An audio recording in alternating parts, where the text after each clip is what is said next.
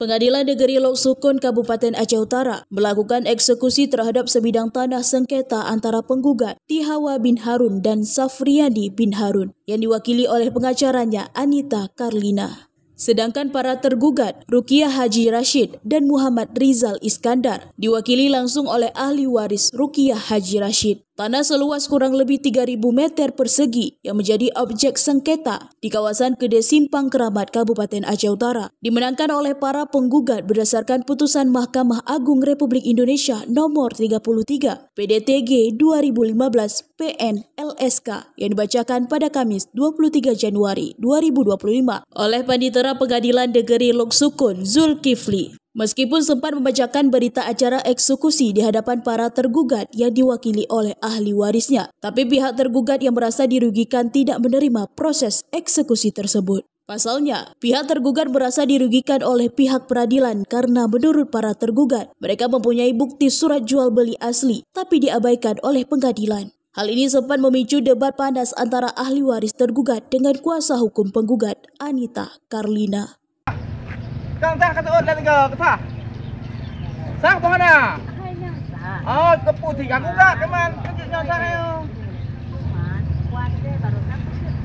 Nak ke bah, hendak ke pegot. Nak ke bah yang nak tu.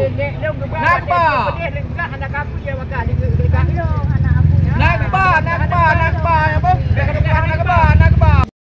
Sementara itu, anak penggugat Rukiah Haji Rashid yang ikut hadir menantang para penggugat dan keluarganya untuk bersumpah. Jika mereka berani bersumpah, maka dirinya akan memberikan tanah sengketa ini kepada para penggugat. Di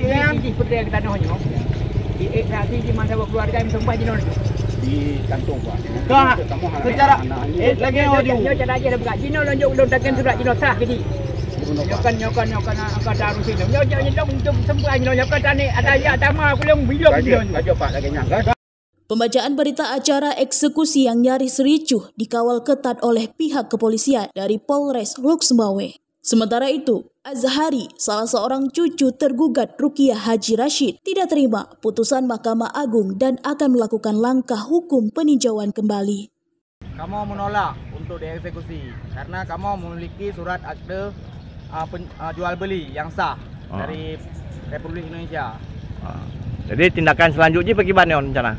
Kamu akan meninjau kembali. Langkah hukum je, langkah hukum PK ya? Ya. Pasca pembacaan berita acara eksekusi, pegawai dari Dinas Pertanahan yang akan mengukur tanah sengketa sempat diusir oleh para ahli waris tergugat sehingga tidak bisa melakukan pengukuran. Sementara itu, Panitera Pengadilan Negeri Lok Sukun menolak untuk dikonfirmasi oleh Puja TV di lokasi eksekusi. Dari Aceh Utara, Denny Muktadi melaporkan untuk Puja TV.